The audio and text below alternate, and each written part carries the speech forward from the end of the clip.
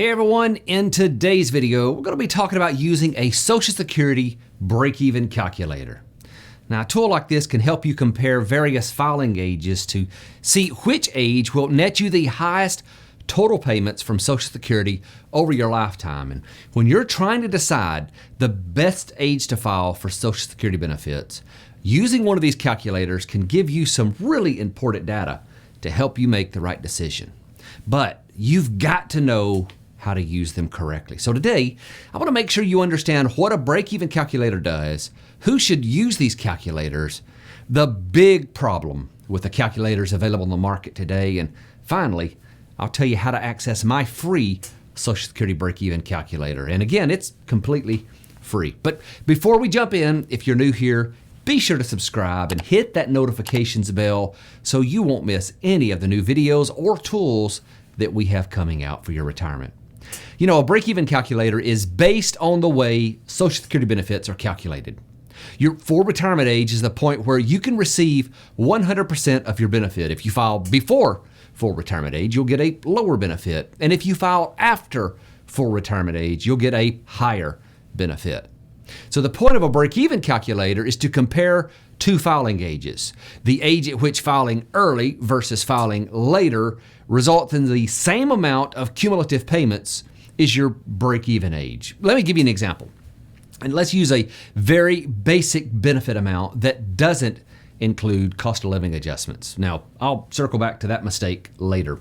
But let's assume that your full retirement age benefit at 67 is $2,000. This means that if you file at 62, you would receive $1,400. And if you wait until age 70, you would receive $2,480. Now, if we add up the total benefits received, the payments in each scenario would be equal or break even at 80 years and 4 months. Now, for every year you live beyond this age, the choice to file later becomes the winner, as you'll have received more money by waiting to claim benefits than you would have if you would have filed early. But if you don't live longer than 80 years and 4 months, you'd actually have been better off to file for benefits earlier. Now, at face value, using a break-even calculator seems like a logical approach to making your decision about when to file for benefits. You want to make sure that you can get all you can out of the system that you paid into for all those years. But listen, this break-even analysis is just one step in the process. The decision about when to file is complex, and it has a lot more data points to think about than just your life expectancy. So while I think that using one of these calculators gives you some really valuable data, it's not enough on its own. But with that being said, I still think that you should at least use one of these in your process. But before you do, there are two main problems that you need to understand and acknowledge first. The first big problem with using the break-even method in deciding when to file is that you have to answer an impossible question. How long will you live? Now, obviously, no one knows that for sure. The best you can do is make a guess. But most people are really bad at estimating their own lifespan. Now, there's a lot of reasons for this, but one reason we can't accurately guess our own life expectancy is because selective retrieval of information from our memory gets in the way. Some studies show that if a close friend recently died of a heart attack, you're probably more likely to think you'll also die early. So don't just rely on what you think could happen. Look at the data to make a more educated and rational estimate to avoid underestimating your own life expectancy. According to the Social Security Administration, a current 60-year-old will live until 83.1 years. Now, that's for a male, and women will live until age 86. Now, obviously, there's individual factors specific to each of us that can lengthen or shorten those averages, your current health, lifestyle, family history, etc. But keep in mind that the numbers from the Social Security Life Expectancy Calculator, which I've linked up below, along with a lot of other resources, those are the average age of death for a 60-year-old. This means that 50% of 60-year-old males will die before 83.1, but 50% will die after that age. You know, ultimately, you should be aware that you have an instinctive pessimism towards projecting your own life expectancy. So don't be too quick to assume your own premature demise. And perhaps consider adopting an even more positive mindset and Being positive actually helps. According to the National Academy of Sciences, individuals who are optimistic about their life expectancy have a 50% to 70% better chance of reaching 85 years of age compared to the individuals who are not optimistic. And again, that study is going to be linked up below for the curious. But when you're answering the question, how long will I live? Just be aware there are tendencies to be negative, but really good reasons for being optimistic. The second big problem with using a Social Security break-even calculator is that these calculators cannot see the big picture. They only consider your benefit over your life expectancy. They completely ignore spousal, survivor, and children's benefits.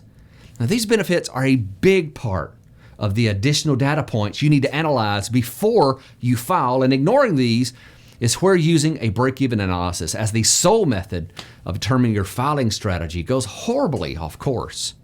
Now, we could lay out dozens of examples for this, but here's an easy one. Let's assume you're the higher earning spouse and you don't think you'll live past your 70s. So you file for benefits early in order to capture the most payments over your lifetime. But in doing so, you are forever limiting the amount of survivor benefits your lower earning spouse will receive when you die. So if you stop and plan this out, you'd realize that an early death would decrease the amount of income to your surviving spouse and thus be more of a reason to delay filing for benefits. But again, most break-even analysis and calculators out there cannot account for that. They're too one-dimensional. So once you understand the planning limitations with these calculators, now you need to know what's missing from most of the calculators on the market. For many years, the Social Security Administration had a break-even calculator on their website for consumer use, but they ultimately removed it over the concerns that it was being used to make poor filing decisions. And following the lead of the SSA, many of the other financial software companies also took down or just stopped updating their break-even calculators. Today, it's really difficult to find a free calculator that's useful and easy to understand. There are still a few available, but when I've tested them, I've found that they have some inadequacies that limit their effectiveness. And I found that there are two main issues plaguing these calculators. One, they don't offer you the ability to choose filing ages down to the month for comparison. And two, they fail to account for inflation. So let's look at each of these issues so you'll understand why they're so problematic and how to correct it if you run your own break-even analysis. And by the way, you're not going to have to run your own analysis. We've built a calculator that will do all the heavy lifting for you, and I'll tell you about that in just a moment. So one of the basic limitations of the calculators available on the market is that you have no ability to choose various filing ages for comparison. Now, most of these calculators offer you some input, but you have to put the numbers in directly from your Social Security statement, age 62, full retirement age, or age 70, or any other whole year combinations potentially, and that's it.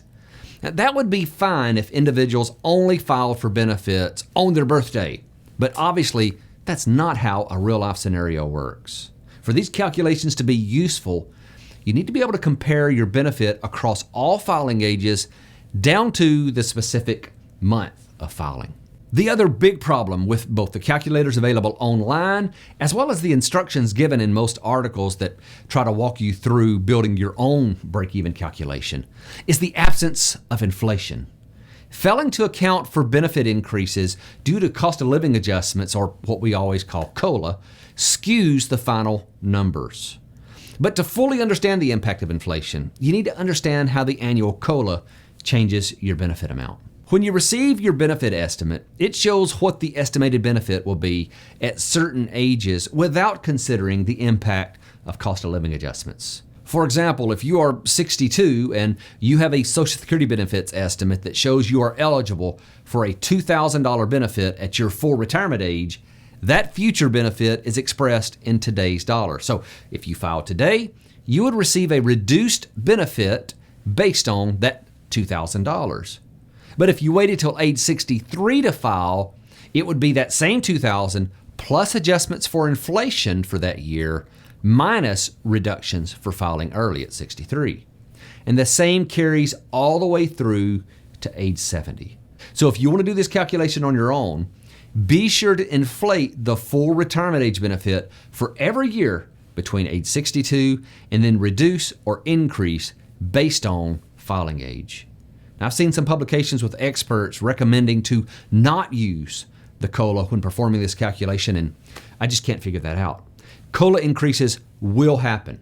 Maybe not every year, but over the last 45 years, there have only been 3 years without a COLA. So as an example of the impact of COLA, let's look at an individual's $2,000 benefit at full retirement age of 67. When comparing the break-even age of 62 versus 70, a 2% cost of living adjustment decreases the break-even point by 19 months. So does it change the result by a large number? No, it doesn't. But is it correct without inflation? Not at all. In fact, the result of not using inflation could be the tipping point into a bad decision. You know, I used to be adamant that you did not need to ever use a break-even calculator, but I've moderated my thoughts. As long as you understand the limitations of a break-even analysis, I do think there is benefit in using one of these calculators as part of your overall decision. For that reason, we've recently had a one-of-a-kind Social Security break-even calculator built for our community. Now, there's no charge for you to use this calculator, for now at least, and it simply requires you to set up a free account. Now, this Social Security break-even calculator addresses the limitations that we've talked about in those calculators that are available on the market today. With our free calculator, you can compare the various filing ages down to the month, and we've also built in the cost of living adjustments to make sure this calculator is as close to real life as possible. Now, to access this calculator, just see the first comment and I'll link it up there. I'll also put it in the description, but maybe easier to find in the first comment. You'll be prompted to set up an account, but you only need to provide your name and email address. So hopefully these thoughts on a Social Security break-even calculator will help you build a more informed retirement plan. If you still have questions, you can leave a comment below, or you may also want to go over and join my free Facebook members group. It's very active and it has some really smart people who love to answer questions that you have about Social Security. And from time to time, I'll even drop in and add my thoughts as well. That group will also be linked up in the description below. Thank you so much for watching.